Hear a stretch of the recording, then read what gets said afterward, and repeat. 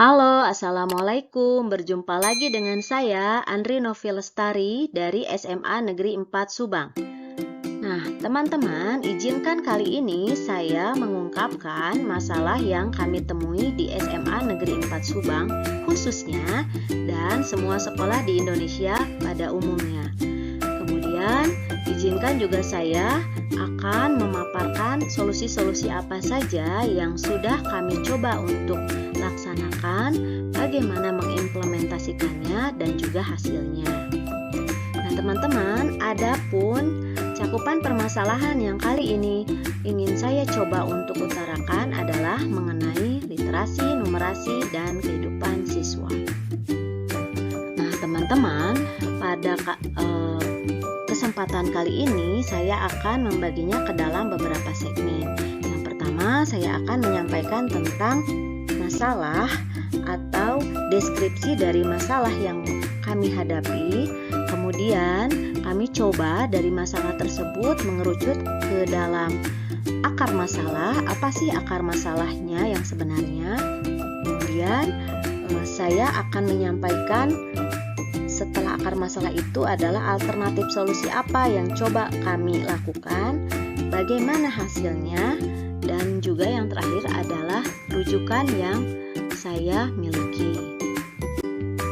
Nah, adapun deskripsi masalah yang dikemukakan kali ini yaitu berdasarkan hasil PISA tahun 2018 mengenai kemampuan literasi siswa Indonesia yang berada pada peringkat ke-74 dari 79 peserta di seluruh dunia.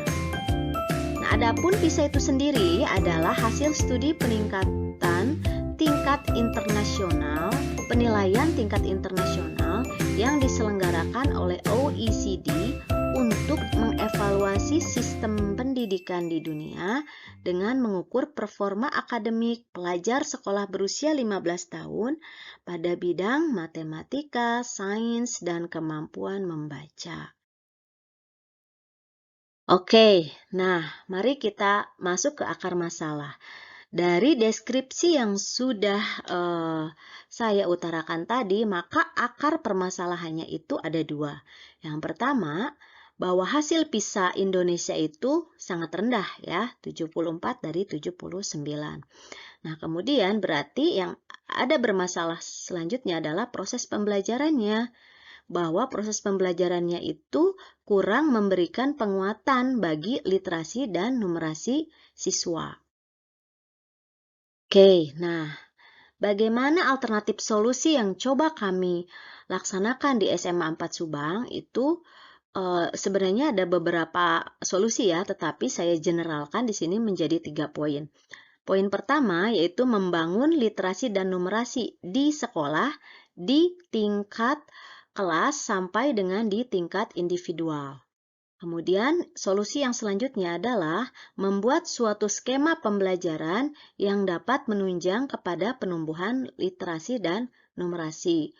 Oke, kemudian alternatif solusi general yang ketiga adalah mengkondisikan suasana pembelajaran agar mampu menjadi support system.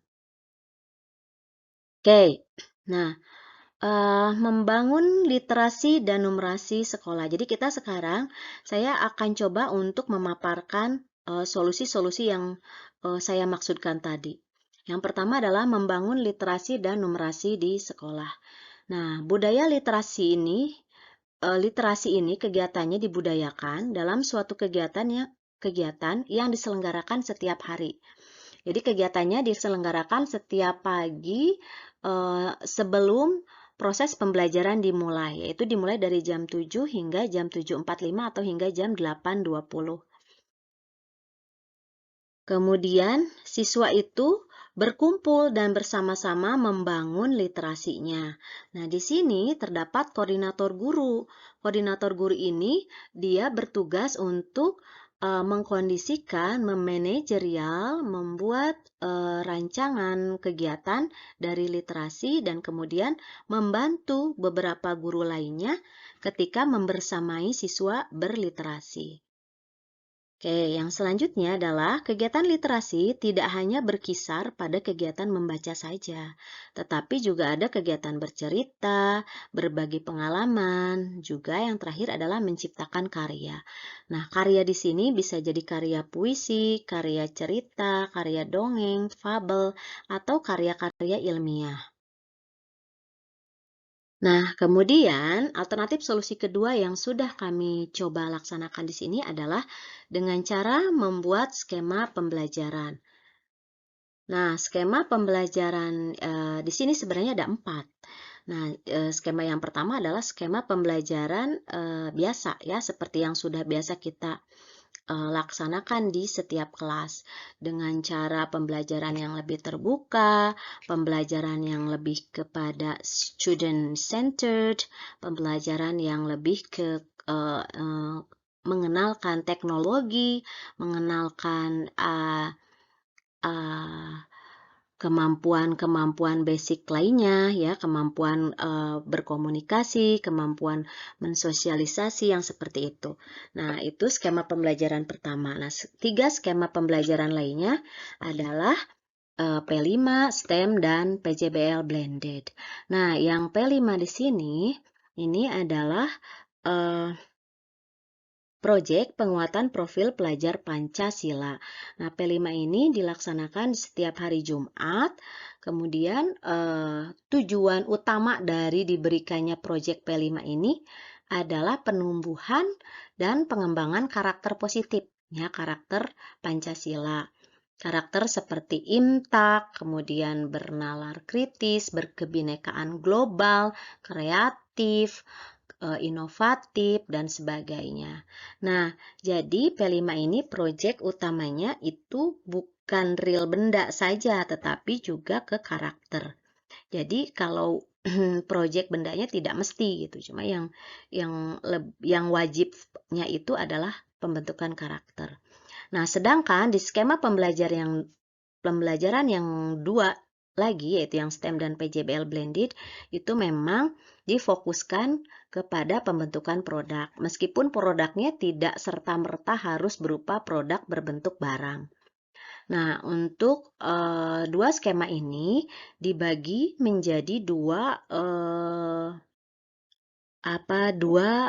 spesifikasi klaster siswa. Nah, untuk STEM ini diberikan kepada siswa yang berada di jenjang atau berada di klaster ilmu pengetahuan alam, sedangkan yang PJBL blended ini adalah klaster ilmu pengetahuan sosial. Nah, kedua proyek ini dilakukan secara kolaborasi antar mata pelajaran. Oleh karena itu, STEM itu adalah kolaborasi dari mata pelajaran kimia, fisika, biologi, dan matematika. Sedangkan PJBL blended itu merupakan kolaborasi dari mata pelajaran ekonomi, geografi, sosiologi, dan sejarah. Nah, untuk seni dan bahasa, mereka itu adalah yang menguatkan, yang menjadi penguat dan menjadi kerangka dari proyek-proyek tersebut. Nah, sehingga kalau dilihat dari skema ini, maka SMAN 4 Subang itu berusaha untuk membentuk karakter siswanya menjadi karakter yang sangat ketimuran Indonesia dengan juga karakter globalnya. Dan juga SMA 4 juga dengan STEM-nya berusaha agar siswanya itu melek IT dan kemudian bisa membuat suatu pemecahan masalah, membuat suatu solusi itu menggunakan teknologi dan digitalisasi. Nah, sedangkan untuk PJBL blended-nya itu SMA 4 berusaha untuk selain juga memberikan digitalisasi, modernisasi teknologi, tetapi juga menguatkan dasar-dasar kearifan lokal dengan cara menekankan pada budaya lokal dan kesenian daerah sekitar. Nah, ini yang terjadi di PJBL blended. Oke, kemudian solusi yang ketiga yaitu kami berusaha mengkondisikan suasana pembelajaran itu sebagai support system. Jadi bukannya suasana pembelajaran itu menjadi saling bertolak belakang dan pada akhirnya tidak berkelindan gitu ya, tetapi ini dibuat justru saling mendukung gitu. Dengan cara yang pertama, kurikulum itu membagi guru ke dalam kelompok kerja, yaitu kelompok Project P5, Project STEM, dan Project PCBL. Kemudian, kurikulum juga membuat jadwal pelaksanaan proyek sehingga tidak akan mengganggu kegiatan pembelajaran yang biasanya. Jadi, ini pun akan memudahkan kepada guru-guru yang berkolaborasi di dalam proyek untuk mengetahui schedule mereka kapan, mereka bisa berkolaborasi, berdiskusi untuk merencanakan, kemudian untuk melaksanakan dan untuk mengevaluasi di waktu-waktu yang sesuai, seperti itu. Kemudian juga kepala sekolah itu menunjuk dan menugaskan koordinator pada masing-masing proyek. Nah, fungsi koordinator di sini lebih kepada tangan kanannya kurikulum. Jadi nanti koordinator-koordinator ini berfungsi untuk meneruskan ide-ide, menerjemahkan ide-ide, dan membersamai teman-temannya di dalam grup untuk melaksanakan dan mengevaluasi ide-ide yang sudah dicoba dijalankan. Nah, kemudian selanjutnya adalah sistem penilaian harus mendukung penanaman dan penumbuhan literasi dan numerasi. Jadi di sini bukan hanya direncanakan dan pada saat proses pembelajarannya saja penguatan literasi numerasi itu dilaksanakan, tetapi sampai pada tahap evaluasi.